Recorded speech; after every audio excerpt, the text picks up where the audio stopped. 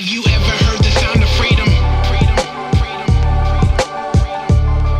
Have you ever heard the sound of freedom? You're listening to The Flip Side with Noah Filipiak, connecting the reality of the gospel to the grit of life. You can support the podcast and pick up some sweet Flipside swag at www.patreon.com/Noah Filipiak. What is up, Flipaponami? Welcome to episode 122 of the Flipside podcast. Today, we are going to be revisiting with my friend, Pastor Dale Dalman. I just interviewed Dale 4 months ago, back in February, about the beginning of Hope for Neighbors, a grassroots movement ministry that Dale founded. You can, in fact, I would highly recommend going back and listening to episode 116 before listening to today's episode. It'll give you a lot of background into Hope for Neighbors and how it got started. Some really cool stuff has happened in the 4 months since. So Hope for Neighbors is a grassroots movement of Christians who are founded. The leaders are Christians. You don't have to be a Christian to participate as a donor or a volunteer, but are going to the North Lake Processing Center in Baldwin, Michigan, which is the largest immigrant detention center in the Midwest, and are just loving people, providing for needs, putting money on commissary accounts, visiting with people, giving people human dignity. And since we did the interview 4 months ago, my church, Mosaic Church, has partnered, connected, officially founded Hope for Neighbors within our nonprofit, and now Hope for Neighbors is able to receive tax-deductible donations, and Pastor Jack Seitzema from Mosaic is on Hope for Neighbors leadership team, and our church is able to partner and volunteer and advocate. And it's just been awesome. And it's been amazing to watch God raise up, not even raise up, I would say there's so many Christians that see the injustices happening to immigrants. And you can be a Republican or a Democrat or anything in between. And you can see the injustices, inhumane, humanitarian just abuses that are happening to immigrants in our country right now.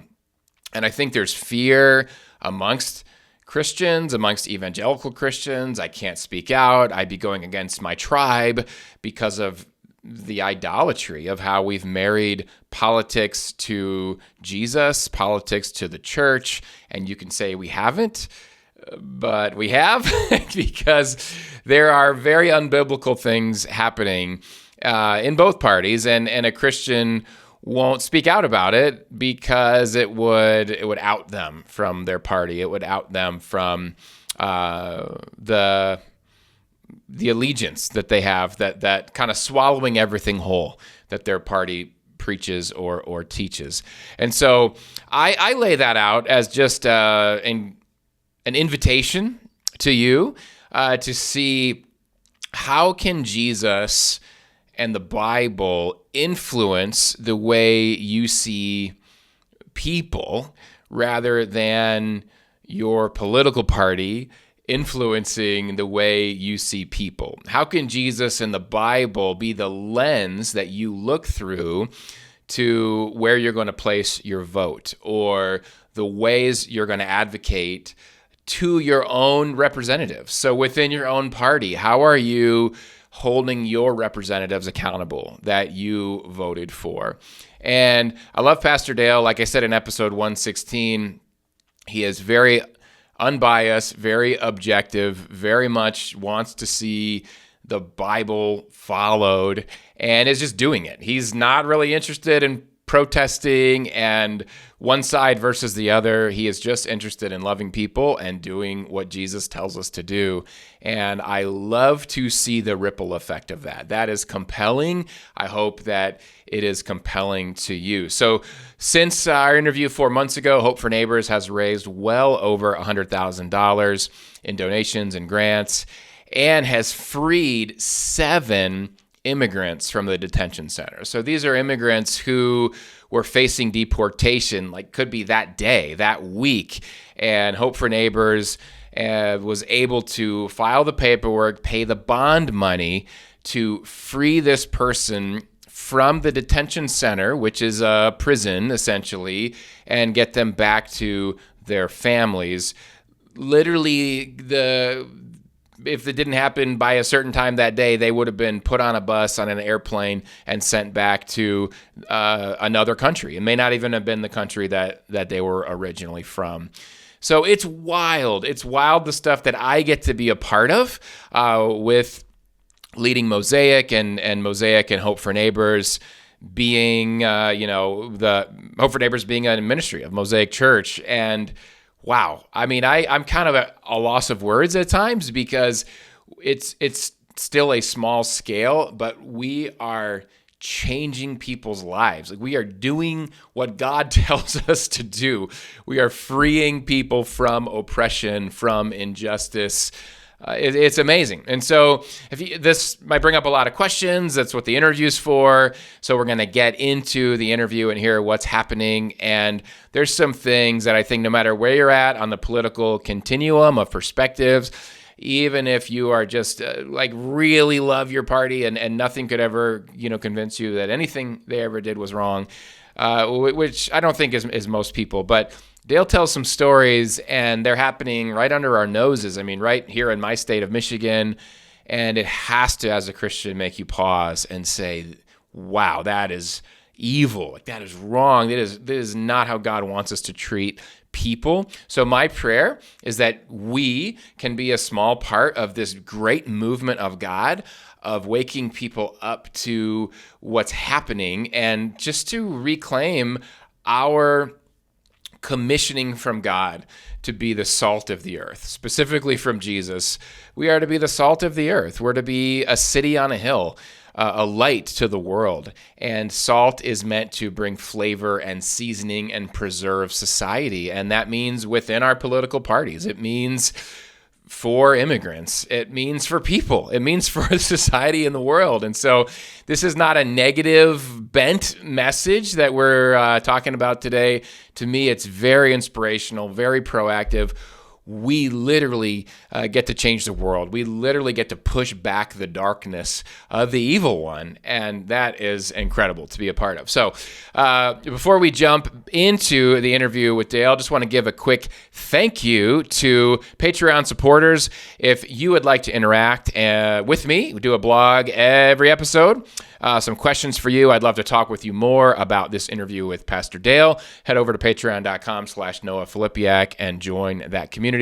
Also, shout out to Angry Brew, coffee with a punch. Head over to angrybrew.com, fivelakes.com. Use promo code FLIP to get 10% off your order. So with that, let's jump into round 2 with Pastor Dale Dalman. Heard the sound of freedom.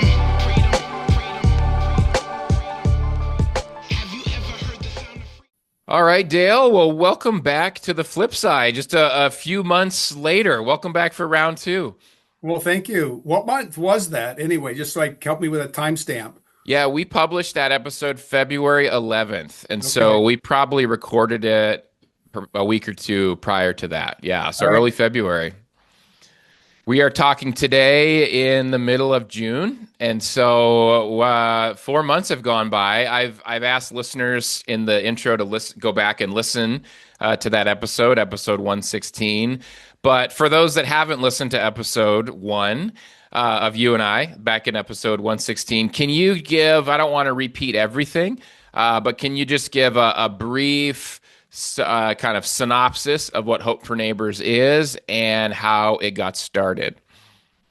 Yeah, we're really an organic grassroots network of people from a variety of different faith traditions, or even not a faith tradition, that have all come together and looking for tangible ways to love our neighbors at North Lake Detention Facility. And so I think currently right now we've got about 300 people involved in a WhatsApp community and is active in visitation as far as going up every day. There's a visitation day at North Lake, writing letters of encouragement to our neighbors, putting money on their commissary accounts, preparing backpacks for them, whether if they're going to be deported, that they'll have at least a clean pair of clothes and maybe a telephone or a backpack to take home if they get released and are traveling home.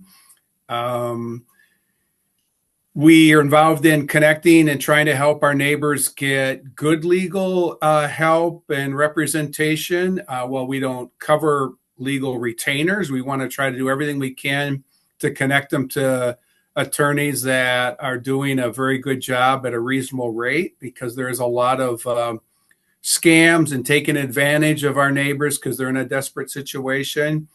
And then recently we've been helping come up with bonds to get people out. So some of the bond amounts continue to go higher and higher. It seems like on a weekly basis. So now 17,000, 20,000 seems to be a common bond, and just is an incredible amount of money. But our organization helped with 3 different individuals last week. So it's amazing to me. I'm just in awe of all the different ways that we are tangibly loving our neighbor. And it all started with really a visit in October of last year when a former member of my congregation was picked up in part of a sting operation, ended up at North Lake, went up and visited him. And then I brought a couple people around along with me, and that started a snowball rolling down the hill. And now it's kind of like this avalanche of people doing everything they can to love our neighbors and to give them a hope. I mean, the ministry name, Hope for Neighbors, is because the system that they're in is designed to destroy their hope. And we want to make sure that they have hope. And in particular, may they know the reality that there is a God who sees them and that they matter to him because they are fearfully and wonderfully made. So, amen. That's awesome. And the reason I want to have you back on since February 11th, which wasn't that long ago, was to catch up on, that Hope for Neighbors is actually freeing people from the detention center with these bonds. And this number is larger now even than when I last counted. But I know that since our February 11th interview, and since then, Hope for Neighbors and Mosaic Church, my church, have come together formally in a sense of partnering together in this ministry. And I know since then, you've gone from taking donations on Venmo, for you to you, right? Like to help buy people commissary stuff and whatever. And now tax deductible gifts can come in, and that website link is going to be in the show notes, but it is mosaicgr.org/hope. And listeners, you can get on, you can give recurring donations, you can give one-time donations, but over $100,000 has come in grants and donations since that interview. And that's amazing. I mean, we see the checks and money coming in. I mean, you'll have $50. Are you jealous? Yeah, because we get notifications of these new givers, and it's like, oh no, that's another one for Hope for Neighbors. No, I love it. It's amazing because to do it, and you guys have very little overhead. There's not paid staff. I mean, literally when people are giving to Hope for Neighbors, it is going to literally free people now from the detention center. We'll get into that. It's life on life, giving to people that are in need. But I've been astounded by the generosity of people and everybody has a different financial means, right? And so the $50 gift can be just as sacrificial as the $15,000 gift. But right. To see checks coming in, like a check for $7,000 from just a random person, or another, $1,000 check here, a $5,000 check there, someone giving $15,000. I've really never seen anything like that. In just a few months. And so I want to highlight that and celebrate it, and also let listeners know you guys are using that money. Like it's being used to literally free people now from the detention center. So I have 2 questions, and I'm a bad podcast host, so I'm going to give them both to you. Let me know which one you want to start with. Why do you think Christians are so interested in this, in giving to this? Because there's this national narrative that Christians, evangelical Christians, are against immigrants and mass deportation now, and all these sorts of rhetoric out there. And then with the freeing people from the detention center, that's my other question I want to get to is, what is that like? How many people have you freed, and sort of what that process is like? So I guess I'll start with the Christian one. I'll make it easier on you. Why do you think Christians are interested in this when that doesn't seem to be what the political heads are saying Christians are interested in? Yeah, it's a good question. I think as we've, and I don't know I think what's happened is we've been able to tell more and more of the real stories of how people are being impacted, how families are being impacted, how husbands are being separated from their pregnant wives, how dads are not at home at the birth of their child. And so as we continue to tell those stories, I think it's tapping into the breaking through a little bit of that political barrier, and tapping into people's compassion and an understanding of the importance of, to me, the teaching of the Good Samaritan, which is so clear on who do you help? You help the person right in front of you that's in need. And more than likely, you don't know that person, and that person's from a different ethnic group or nationality, but they're in need, and you're there, and you use your resources. And so I think that's what's helped. I think it's helped in that we try really hard to not get involved politically in protests and anti-ICE or anti-GEO group, the private prison.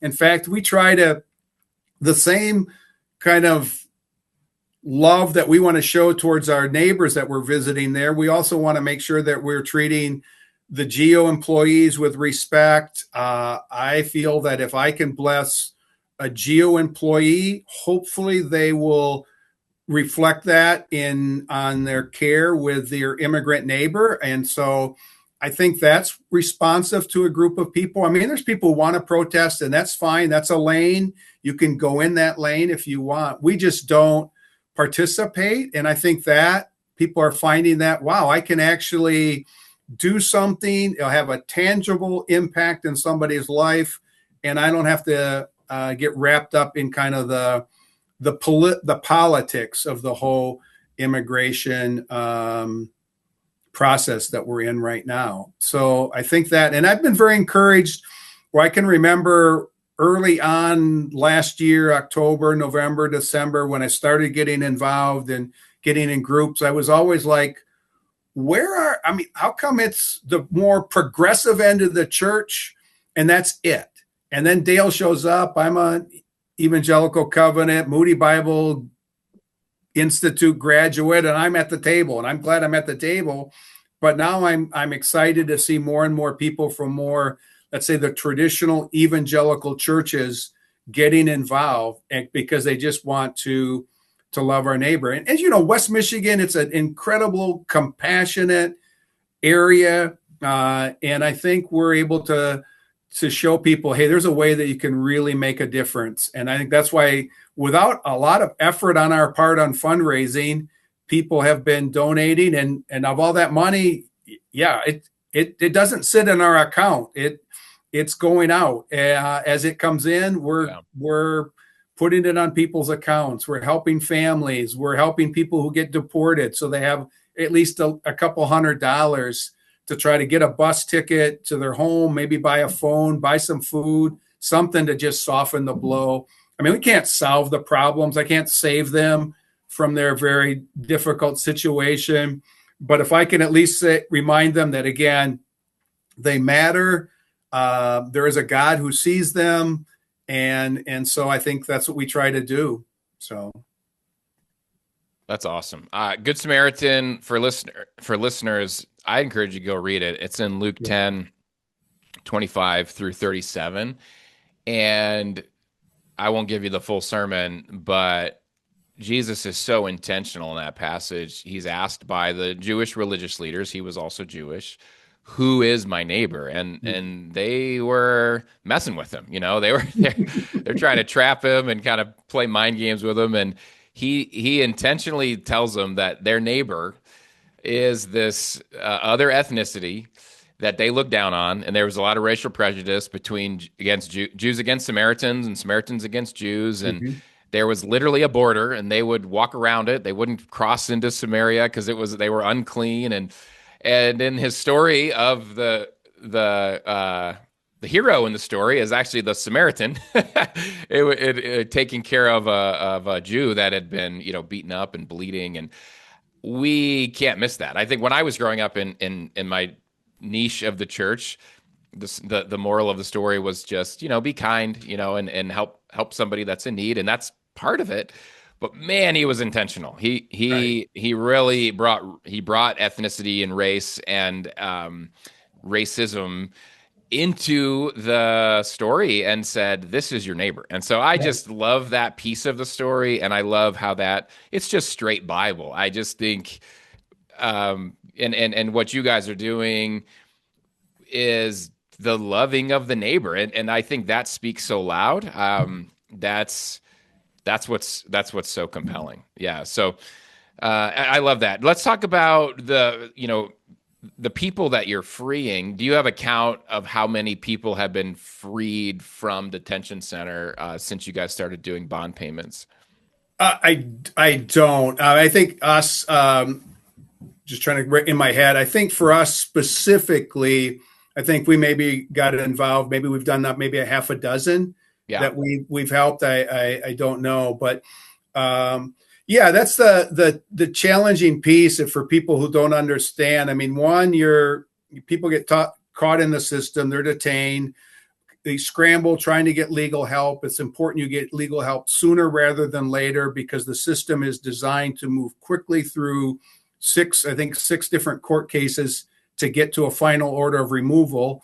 So if a neighbor is able to get legal representation early on, they're able to apply for a bond to be able to be released, though that's not automatic, and it requires having letters of good character, a stable place to live, a sponsor, somebody who's going to assure that they have the economic resources.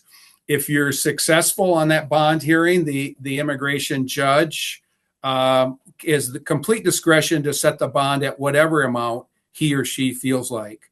And so it can go from as low as $1,500 to as high as $50,000.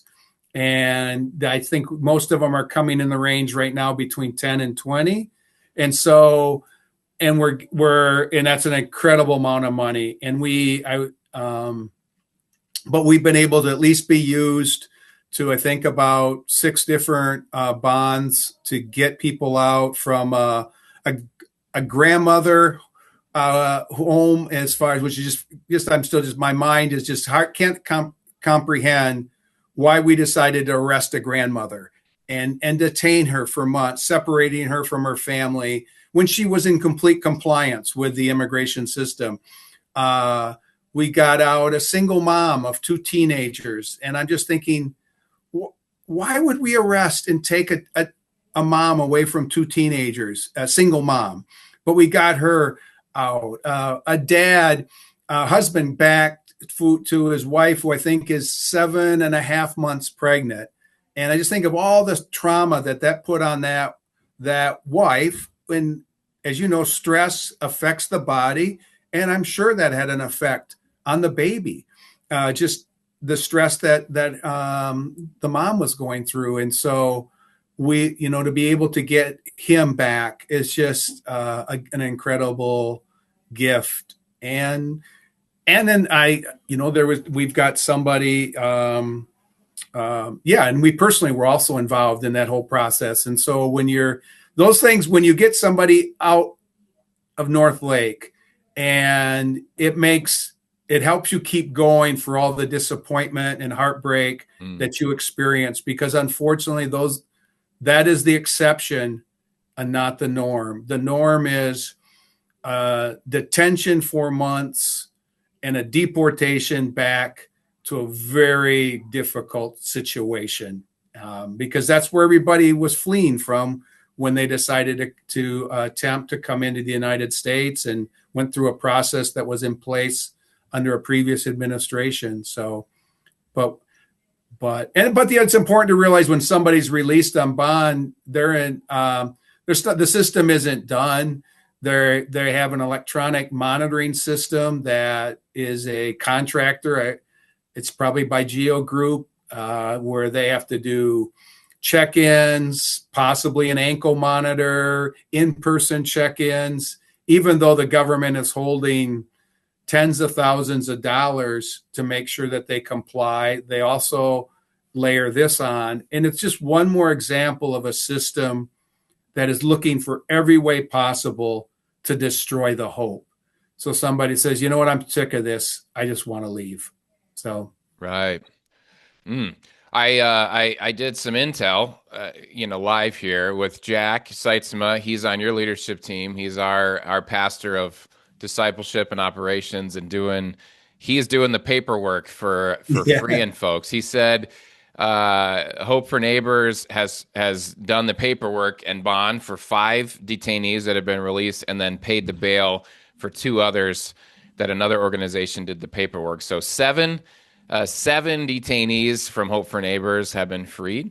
Thanks. From North Lake as of today, and it's counting and counting. And so that's where, even listeners, I would love for you to get on mosaicgr.org/hope, and there's a link at the bottom to give straight to Hope for Neighbors.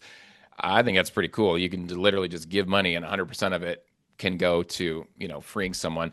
You talked about it already in some of those examples. I think, as Jack would these aren't publicly shared, but pictures of some of the people that are privately sent to me that have been released. And I think as humans, our brains are very susceptible to what media tells us. It's susceptible to stereotypes and things. And I don't know how to say this, and I'll just being candid and transparent. I was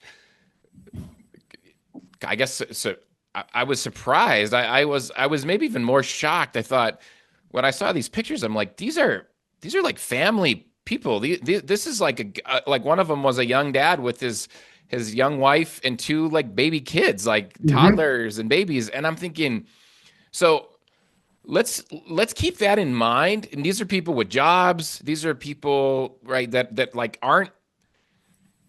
they're not like a drain on society in any way at all. They're keeping society running. So let's go back to the compliance. And I know we talked about this in episode 116, but let's kind of just review that again, because you mentioned it. And I think that's really important to understand that, one, these are like really good people, right? That have families, and there's grandma, and I mean, and there's somebody that had a special needs child, that the mom was taken. But describe what you mean that they've been in compliance with the law when it comes to, like, they are maybe not 100% of people in North Lake are documented, but many of them are. Like, many have their legal documentation, but they can still be picked up by ICE just out of suspicion, correct? That they can just be picked up because you look like someone that's not documented? Or how does that work when someone thinks, I've got my papers here, I'm good, and then you're at work and you get snatched up and basically put in jail for 4, 5, 6 months and maybe sent back to another country? Yeah, well, the problem with immigration process is that it's a executive branch function, and so the catch-22, or the spot where so many of our neighbors have been caught in, is that they came into this country under a previous administration who put in place this plan that if you arrived at the border, and we've had people who've arrived at our border of our country forever. I mean, you used to arrive at the border at Ellis Island and were welcomed right into the country. Right. There wasn't an issue. And so a process where people were able to make an appointment, see an immigration agent, explain the reasons why they thought they had the legal right to enter the country, more than likely because of an asylum case, and they would be processed. And then an immigration case court date was set. And the previous administration said that while you're waiting for your immigration court, which a person that is legal, you do have a legal right in the United States to make an asylum appeal, we would allow you to work, because I think it's wise. If you're going to be here while you're waiting, why not be a productive member and benefit our economy? Because as you know, anybody who works, they generate taxes, they spend money at a restaurant, grocery store. I mean, the pie grows bigger when more and more people are working and generating income. But because all this is an administrative or executive branch decision, when we had the change of administrations, the new administration said, we're going to completely tear up those papers. And we're actually going to make the decision, instead of allowing you to work while you're waiting for your court case, which is the most productive way to deal with some, we're actually going to go the most expensive way of doing that. And we're going to detain you while you're waiting for your court. And I think that's the shift where people were being picked up, or I've got all my papers, I've got my driver's license, I've got my work permit, I've got my court date sometime in the future. But we've decided, no, it's actually going to be better if we take you away from your family, take you away from your job, throw you in detention, spend millions of dollars housing somebody in that whole process. And with the hope that, one, you're going to give up, and two, because you're detained, we can kind of like really just ram through one court case after another and try to really shorten the time frame. So that's where so many people have been caught in. If you're out on be able to be released in bond, then you're back. At least you're back to, you're still waiting for your court case, but at least you're able to now provide for your family, be a productive member of our economy, which is a win-win. Anybody who has a job wins because they have a job. Yeah. But that company wins because they've got an employee. The small businesses where that person live win because there's one more person who's buying. And historically, when you see a country go into a population decline, it has devastating consequences for the economy.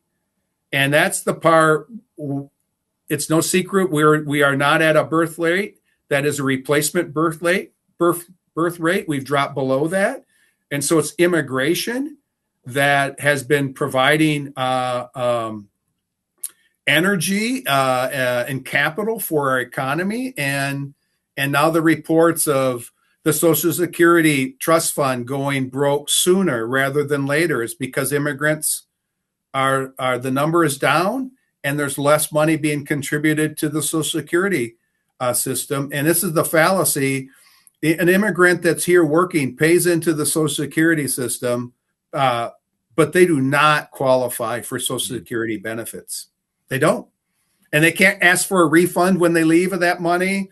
Their half and their employer's half that made up the 15 point whatever percent that is, that's gone. I mean, it benefits us, those of us that are U.S. citizens who can receive that, but the immigrant doesn't get any benefit from that. And now it's affecting us that. So I don't get, with all the negatives to our economy, I'm just still hoping, praying that some along the way, Congress realizes we've got to come up with meaningful immigration reform.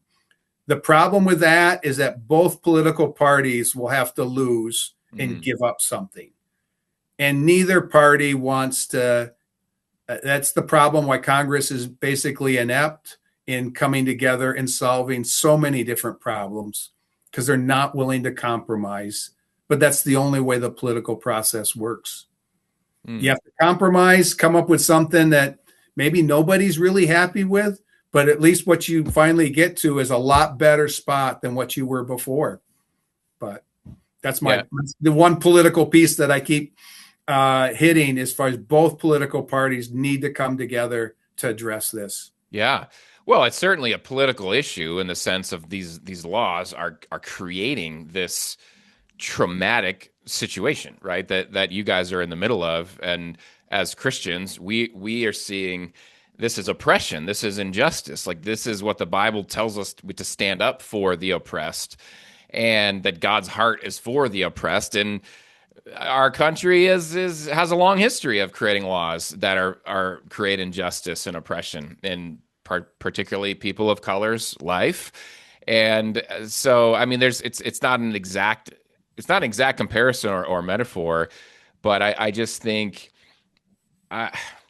we have to wake up. And 2026, as you're listening to this, that in the middle of the civil rights movement, there was a lot of white Christians who were completely oblivious or didn't care about what was happening in the South, didn't care about what was happening with African Americans, because their life was just kind of going on. Or back with the abolitionist movement, I think of Harriet Tubman and the Underground Railroad. Just this whole network of people being freed from oppression. It was all because of laws that were put into place. And I like what you said, where both parties, they're not really interested in doing what's best. They're not really interested in doing what's most helpful, what's most just, what's even most efficient, most inexpensive. I mean, we both could go on and on probably about that. So I just want to say that to listeners, like, don't put your faith in your politicians. Like, and if there's good people in politics, but I mean, the system is so broken that, like, these parties they do not have humans' best interest in mind. They have, like, they want to win.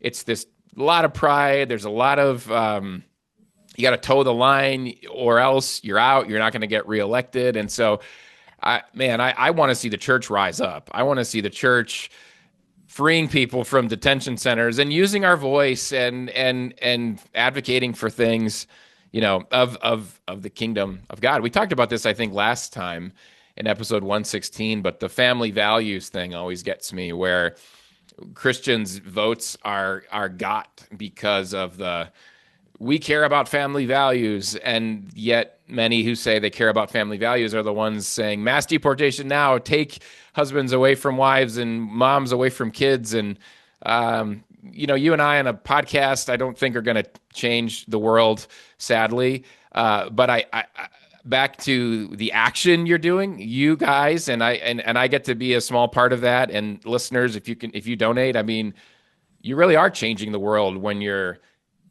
freeing people from this oppression, getting them back to their families. That's family values. And so I just want to applaud that and love the focus on, let's love our neighbor. Let's actually do good. I think there is a time and a place, to use our voice, to protest, to, and everybody has it. But at the end of the day, that doesn't, what changes things and what actually wins people over is just showing people this is the proactive piece of it. Like, this is the love of God. This is let's do the love of God. So I just want to applaud that and reiterate that piece of what you guys are doing. Anything on that before I move on? Yeah, just on the I do think you could,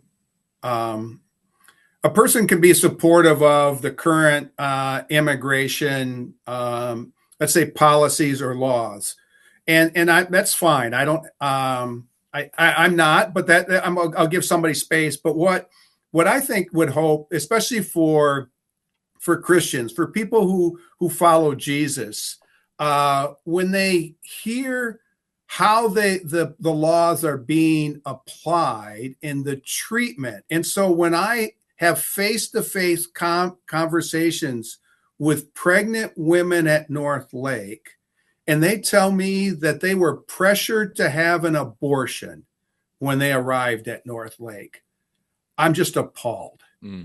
When I hear that they're not getting good medical care, prenatal care. And the Christians, and I appreciate everybody who's pro-life, because I think that is super important. It's a reflection. But when I find the silence about that, when we try to reach out to the elected officials from the Republican Party to, do you care about pro-life issues? And are you willing to at least say pregnant women at North Lake or any place in a detention center in the country should get decent prenatal care?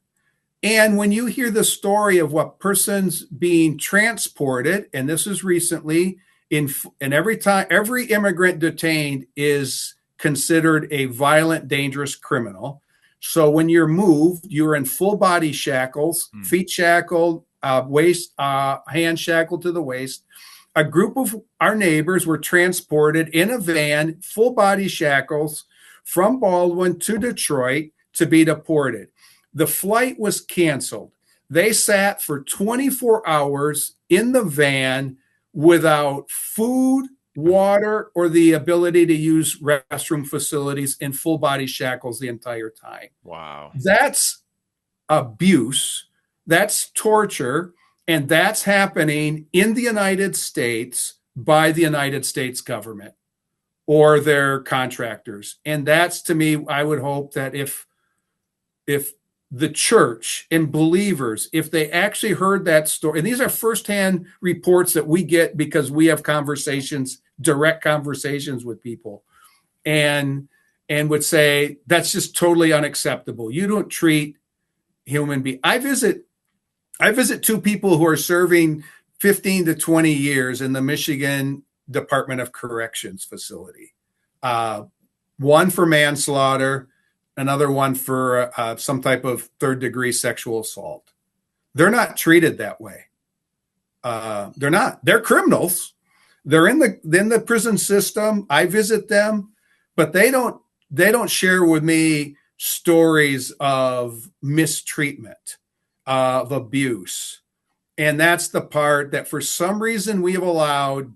If we insert the word immigrant, we therefore have got this certain people, not everybody, have got this card that I can do whatever I want and it makes no difference. And that's the part that I find just appalling. And I know in the end, nothing is escaping God's vision, and he will make things right, and this evil will be punished. It's just, I don't get God's timeline, but I know the punishment. And then the other thing that I say over and over to our immigrant neighbors is that this life is short, and I can't promise you anything. I can't promise that the suffering's going to end. I can't promise that it's going to be made right, that you're going to get out, you're going to get better. The only thing I can promise, and this is because most of the neighbors were talking, I think there was a research that 80% of the undocumented or immigrant community are believers. So a high percentage of believers is that someday we'll be together in heaven and everything will be made right. And we'll have such an incredible party, and we'll think of all the good things that happened here, and all the pain, the suffering, that will be wiped away.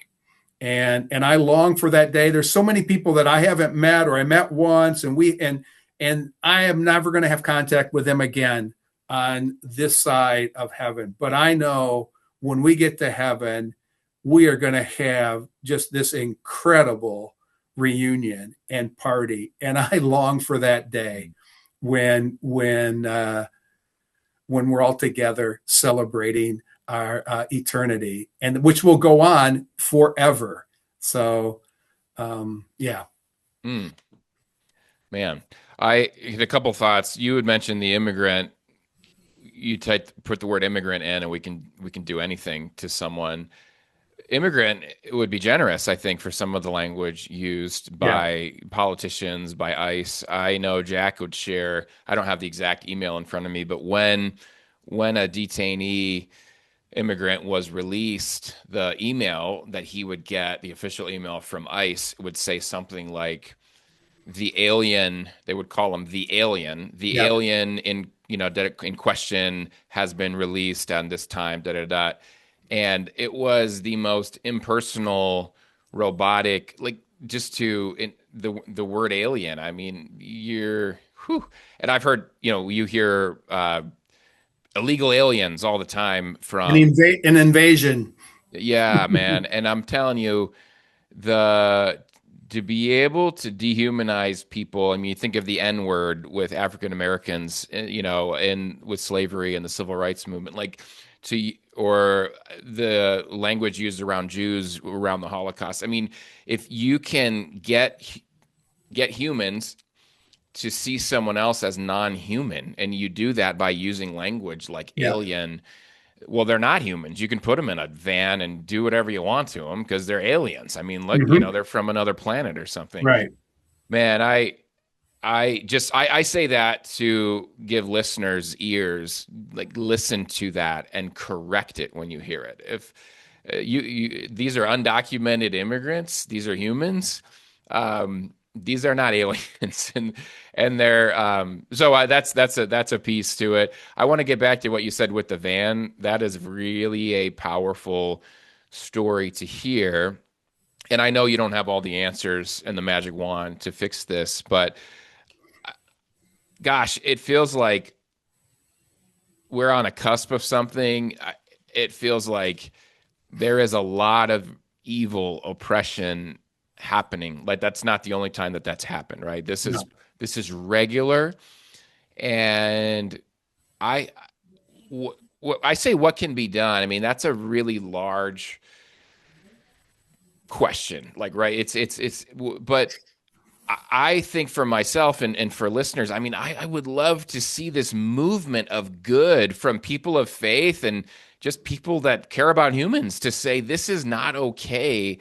I sometimes feel so powerless in our culture, our government. It just feels like politicians can do whatever they want, and what can be done? I have this prayer and hope and vision that enough exposure to evil. I think of again, I'm kind of paraphrasing here, but with the civil rights movement, you had the photos of the African American children being hit with the fire hoses, in the South, and these pictures are taken, and finally the national conscience wakes up, right? Like, Right. wow, this is what's actually happening because we have photos of look at these children and the dogs, right? The dogs are like attacking them, and I'd have to, sorry, I don't have the memorized exact historical piece of that, but that was a significant shift in the civil rights movement of the national conscience shifting.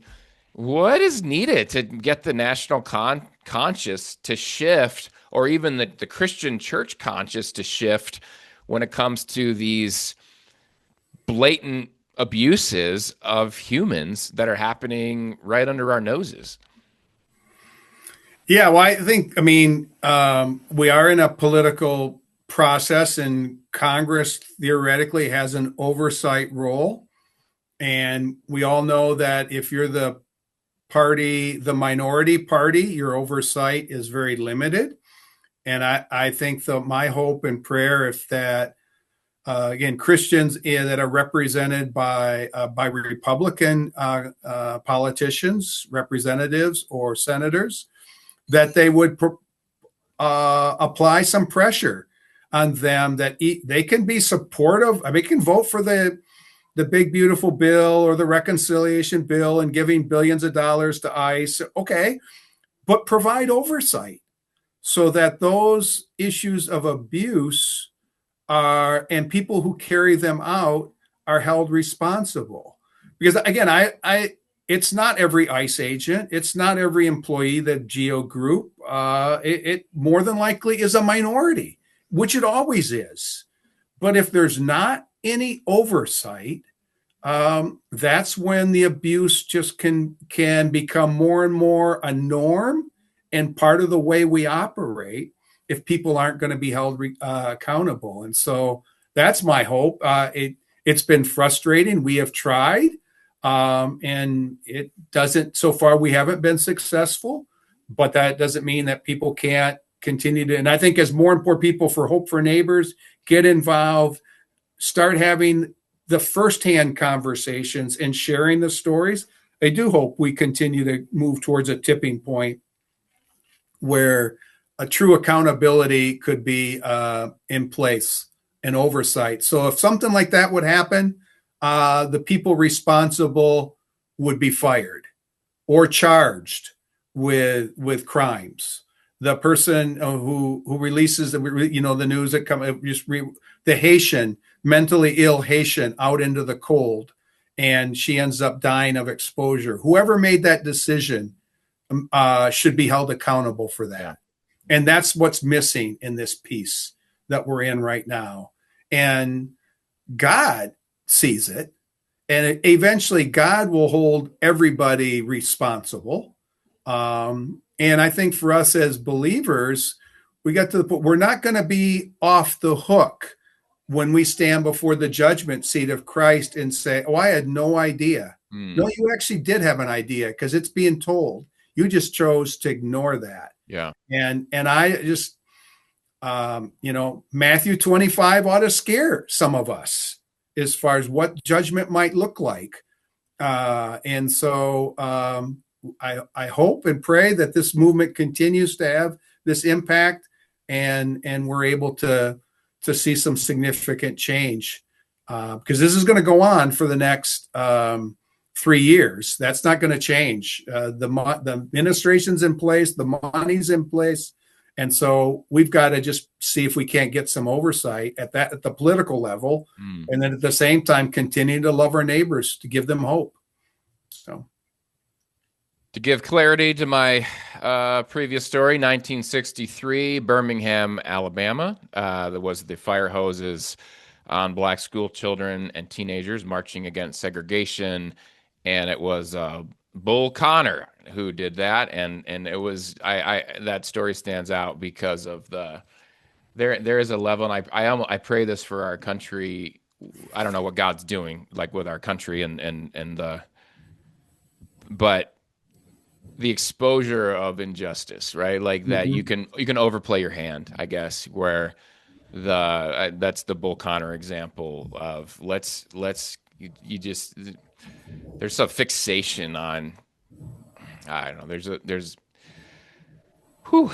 where evil can be exposed to the point of, whoa, okay, now, now we finally see it. So I just wanted to give that historical context. And then to recap, Dale, as you practically speaking, we're talking about contacting our congressmen and women as a kind of first order. Is there others that are like how do you get accountability on a crime done to someone? I think that's the hard thing. I'm like, we're in America. Like that stuff's not supposed to happen. You're not supposed to be able to throw people in shackles in a van and not, for 24 hours with no bathroom and food. Like who do we contact for that?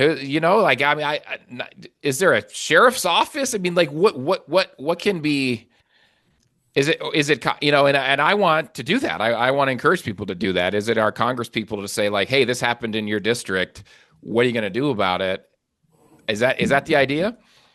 I think unfortunately you can't call 911. They're not going to, or make a police complaint. They are not going to investigate anything that takes place regarding immigration enforcement. It really, we've tried to, we had a group of people from our church who lived in Ottawa County, represented by Bill Huizenga, a Republican representative. We met with their staff. We told the stories. I wish I could say that we got a response from Representative Huizenga, that he was appalled of these stories and he's going to provide oversight. That didn't happen. But I think if more and more people, I especially organized a group from their church, and because I think it's important to show our representatives, especially those of the Republican Party who might be people of faith who were put in power because the Republican Party has enjoyed the support of a high percentage of evangelical Christians. If that group starts reaching out to them and saying, okay, we voted for you, But this has to end. This piece, you can disagree with somebody and still support them. You can disagree with what an administration is doing and still be supportive of that administration in general, but address the issues that are wrong and be the voice for the voiceless. Because the people that were in that shackled in that van for 24 hours, they can't say anything. In fact, if they provoke some type of, I don't know, protest, they'd end up being put in solitary confinement until the next van load. And it, so, it's those of us on the outside who've got to speak for them. And again, I don't think certain level of protests aren't going to change it either. We've got to figure out a way to speak to our elected officials and do everything we can to put some pressure on them to respond. If you're represented by somebody and you are committed to pro-life values, which I would hope as a believer, and your representative is not even willing to acknowledge the mistreatment of pregnant women who are immigrants, who are detained, well, then maybe question the sincerity of their commitment to pro-life values and maybe say, you know what, you're not going to get my vote in November. I'm sorry. Yeah. So that's to me, try to organize as a group, try to contact the staff to set up a meeting, to share some stories, and then share. If you're not going to respond, if you're not going to get back to us, if you're not going to say, at least make a phone call to ICE, because as a representative, you're allowed to do that. They've got oversight and address these issues.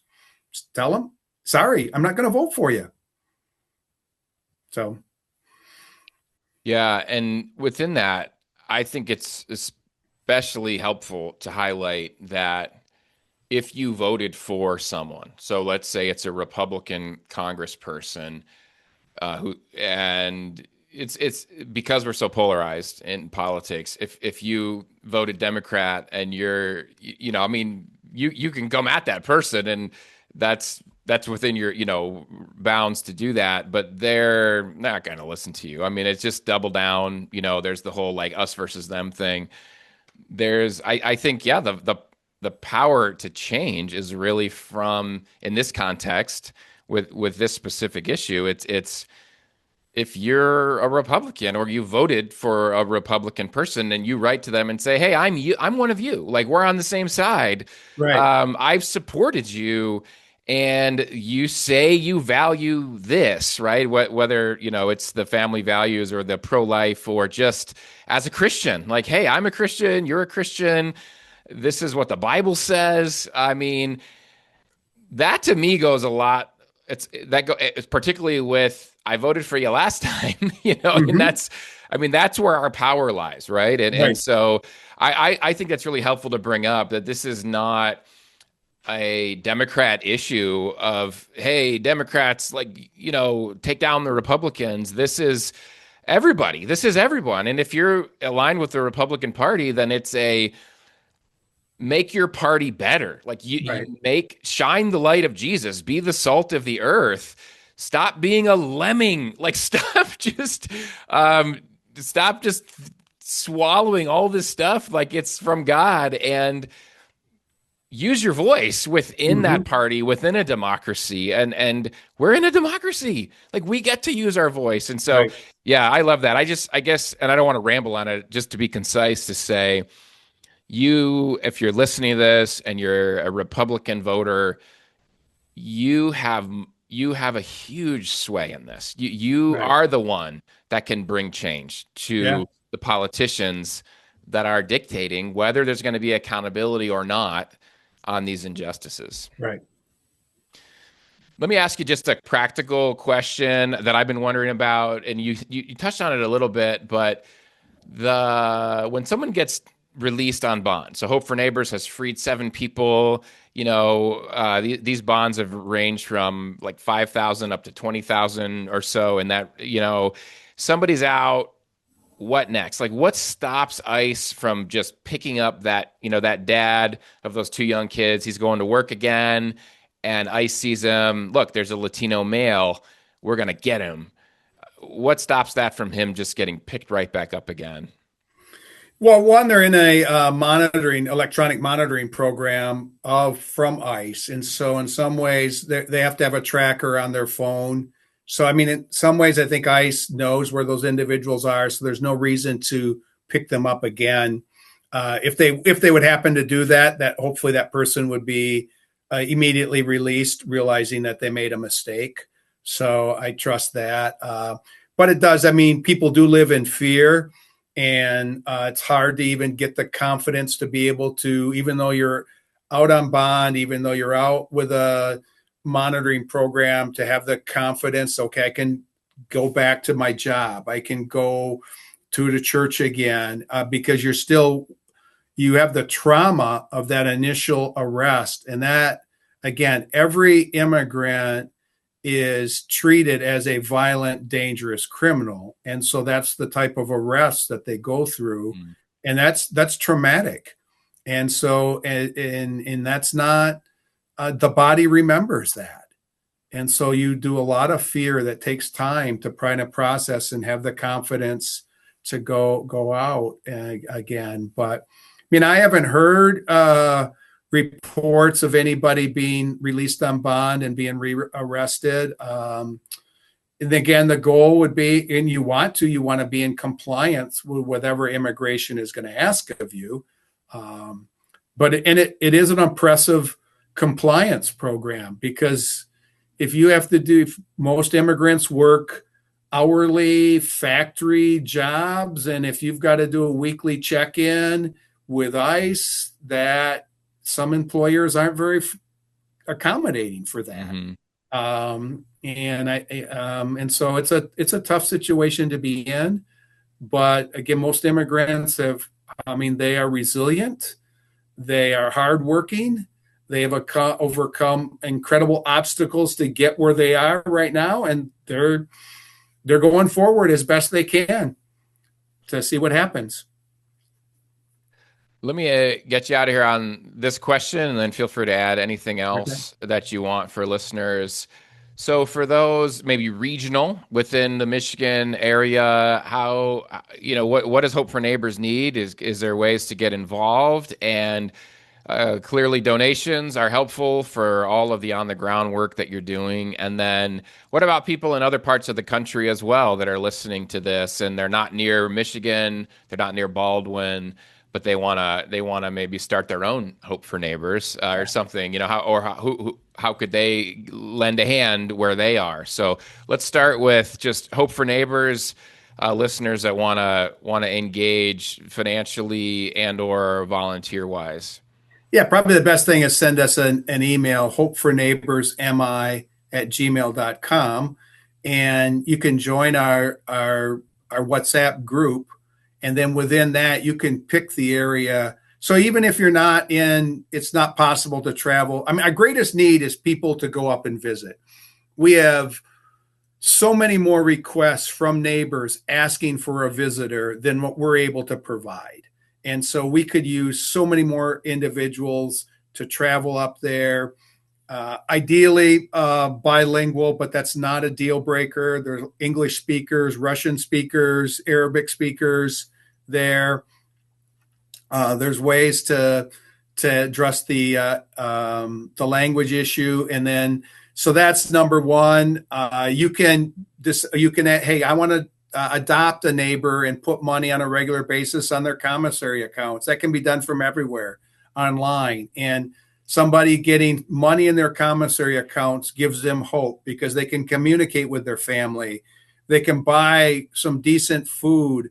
Well, not decent, but at least vending machine food, which is better than the same meal that they're getting over and over and over and over again, because the menu doesn't change at North Lake. And you can get some decent kind of HBA items, shampoo, soap, deodorant for women, decent undergarments, because what they're given generally tend to be used, and there's a lot of skin diseases. And so if it is so humiliating, and if you have the ability to buy new clothing and just put yourself in their shoes, how much you just feel better about yourself. And so that's huge, and that can be done from anywhere.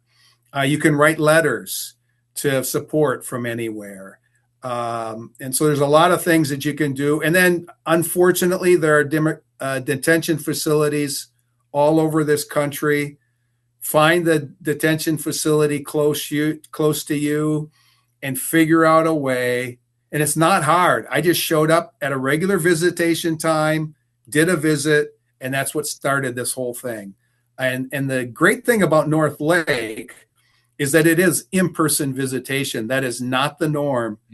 So many areas, it's video visits, and it's better. A video visit is better than no visit, but it is so powerful when somebody walks into the visitation room.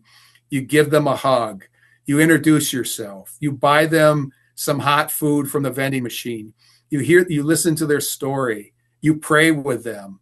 That 45-minute, hour encounter will be remembered for an eternity because it was so impactful.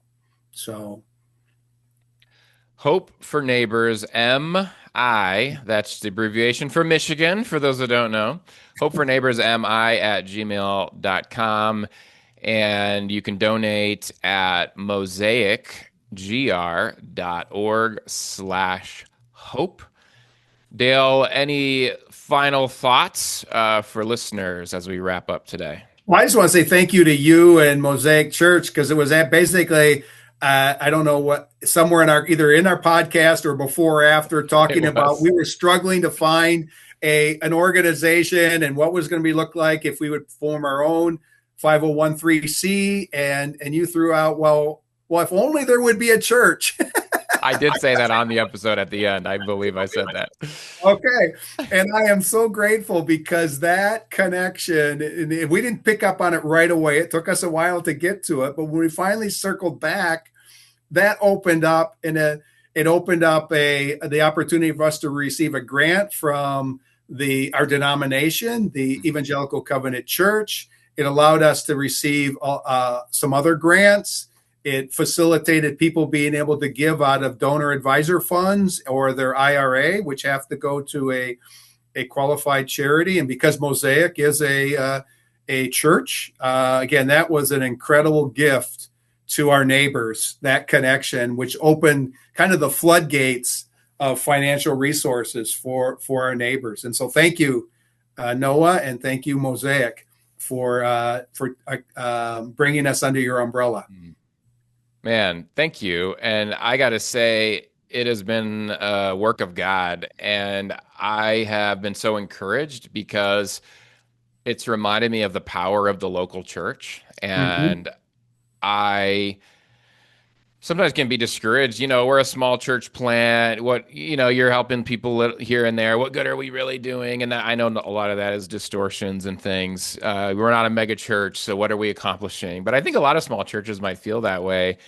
And it has been really encouraging and rejuvenating in a lot of ways to go, whoa, look at God, like just using the local church. And there's a lot of criticism about the local church out there, and some of it is merited. And there's criticism about the structures of the church and things. But man, like, the church has such potential for good. Yeah. And to be able to experience that. And I'll close with this. I'll share this with you, Dale. One of my daughters, I have 3 daughters. 2 of them are in middle school. And middle school is such a tough time in general. And they're both really smart girls, and they're asking questions about faith. And one of my daughters, it makes me want to cry, in the last year with all the immigration stuff going on, she has friends at school that are immigrants, friends at school that are refugees, and she's scared. She's scared because their parents could get deported. They might disappear someday. And she's like, where is God in this? Like, how could God allow this to happen? And when she knows about the evangelical support of these policies that harm immigrants, it crushes her. She's like, in a middle school kind of figuring things out way, it has really pushed her away from God in a sense. And she's like, and there's nothing we can do about it. And I said, well, you're doing something about it. I told her, you being at school in middle school and befriending the immigrant kids that everyone else is like, not everyone else. Some of the kids are very racist towards, or they're, like they feel out of place. I said, you are making, you're changing the world just by doing that. She's like, yeah. But then when we partnered with you guys, with Hope for Neighbors, I'm in a partner, like we've come together. Pastor Jack, again, he's like on your leadership team. He's doing a lot of this on the ground work. He's a workhorse. So shout out to Jack. No, I mean, he's totally agree. Amazing. He's like literally like freeing these people from the grasp of ICE. And it's amazing. So, and for our church, we get to share these stories at church. This is our vision. This is the kingdom of God, and people are volunteering and giving. But back to my daughter, I said, we, Mosaic, right? Mosaic Church that I pastor, that you're a part of, Sage, we just freed someone from the detention center. And I showed her his picture, the guy and the wife and the little girls. She was like, wow, we did that. Like God did that. And I'm telling you, man, like I tell her every time somebody gets freed, and I tell her it's because of God.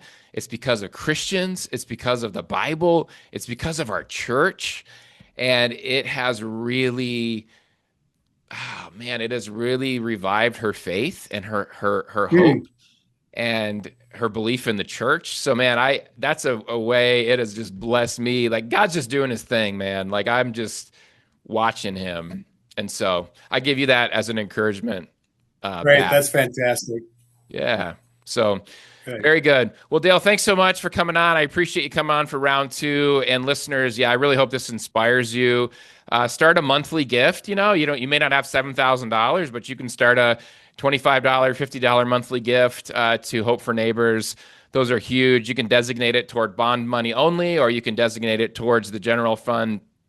Hook up with Dale and the team via the WhatsApp group, the email, and then that way you can get all your questions answered of how to get involved.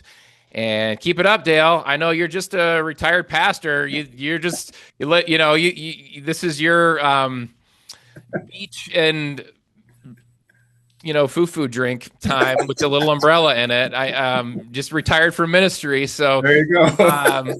Keep being obedient. I love it, man. You're just a humble guy doing the work of Christ, and let's all do that. Just keep speaking truth and living the truth. So thanks, man. All right, thank you. Thanks for your opportunity to tell the story again. Appreciate it. Absolutely.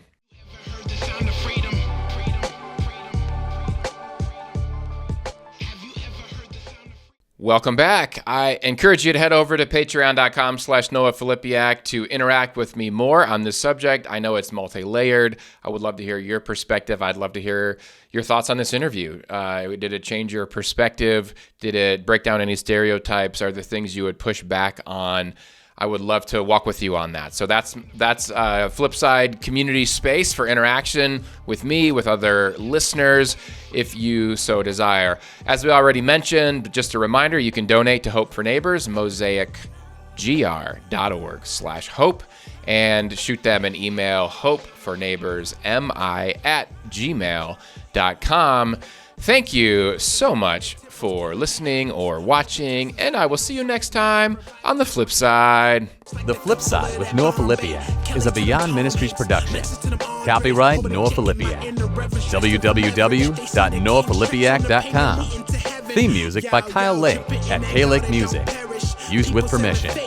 Please leave a review on Apple Podcasts and subscribe wherever podcasts are found. It's time to bring me closer. There's no purgatory, cause you're in or you're out. When you see them in the clouds, then you know it's going down. Raise them, raise them, raise them. They've been sleeping for some ages. Now all God's babies so confused by this hatred. Pulpit preachers shouldn't aim to be A-list. Money probably long, but short is what your days.